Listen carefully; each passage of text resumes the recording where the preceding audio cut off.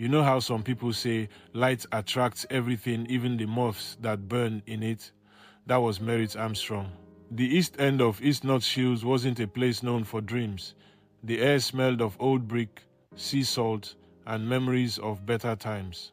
The nights hummed with the sound of bosses, bar fights, and the quiet sighs of people who'd given up. But in the middle of all that grey, Merit was color. She was the girl who walked like she had rhythm in her blood and sunshine in her chest. Her laughter rolled through the narrow streets like a melody that refused to fade. She was that one bright thing people pointed at and said, "That one, she'll go far."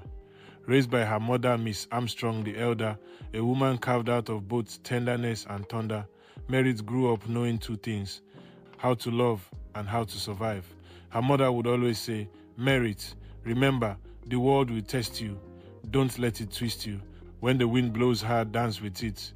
Don't let it break your rhythm." And Merit believed it. She had plans, dreams, and hope like a flame that never flickered. Then, one day, hope met desire. His name was Barry. Oh, Barry.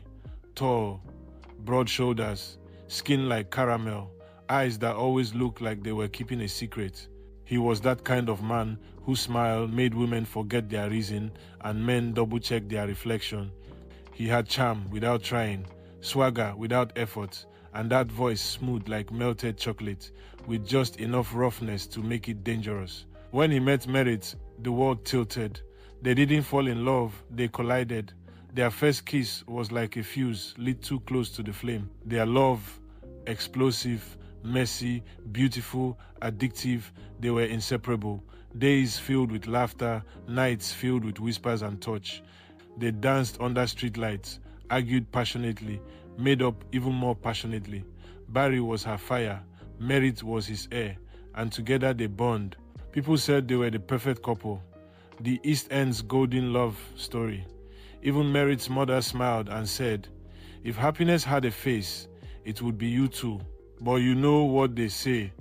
Even the brightest fire casts the darkest shadow. He started harmlessly. Barry joined the gym. Merit encouraged it. "Go on, babe," she'd laugh. "Get strong for me." At first it was fine.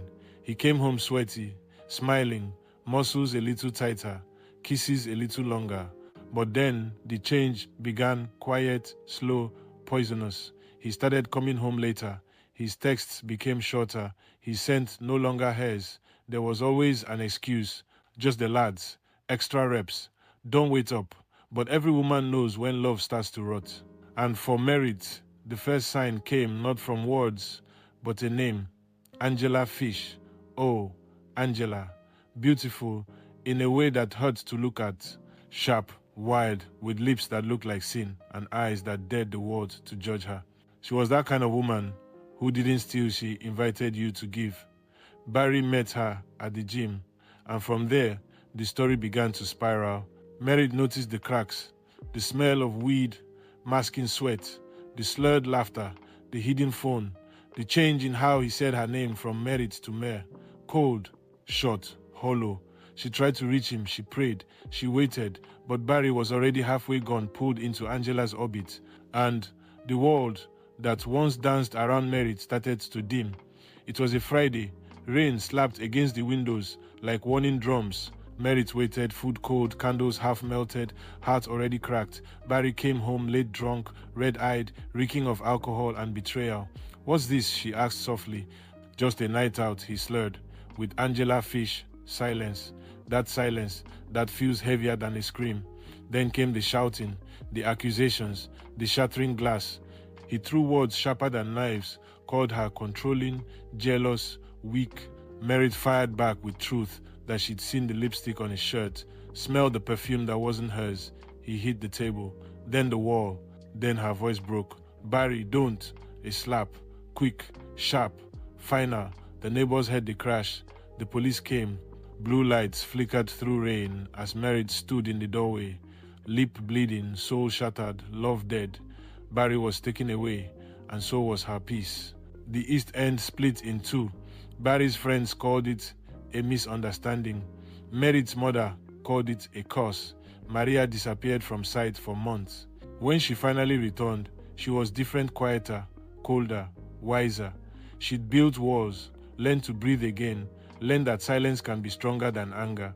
And from that silence, she built something new, a small cafe by the river called the Flames End. People came, not just for coffee, but for comfort. Because the woman behind the counter had eyes that had seen too much, but still smiled anyway. Barry, life punished him slowly. Angela left, vanished like smoke. The gym, closed. His friends, gone. He started drinking heavier, eating more, living less. His once sculpted body bloated, his confidence decayed. His heart literally began to fail him.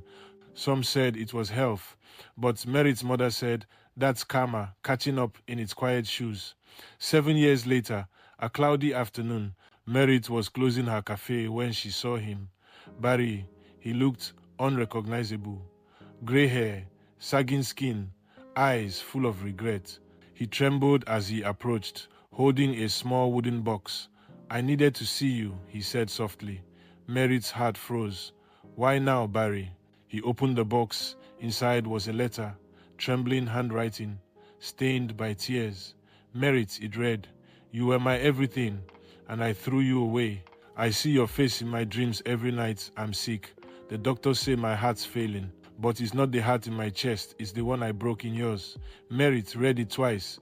Then she looked at him, not with hate, but with clarity. Barry, she said quietly, you taught me that love isn't always the light. Sometimes it's the fire that shows us our darkness. She placed the box back in his hands and walked away.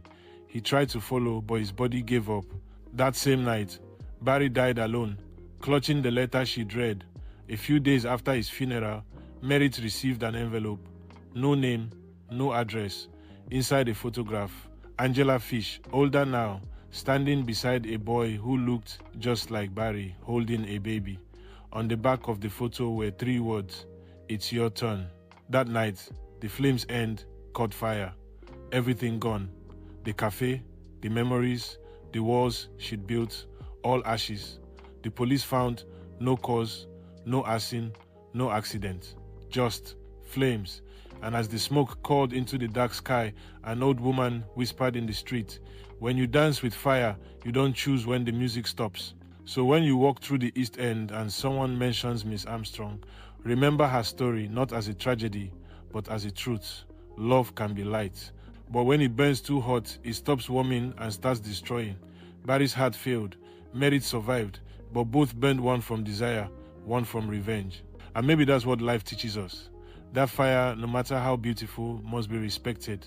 Because when fire loves you, it warms you. But when it turns against you, it doesn't stop until there's nothing left but ashes.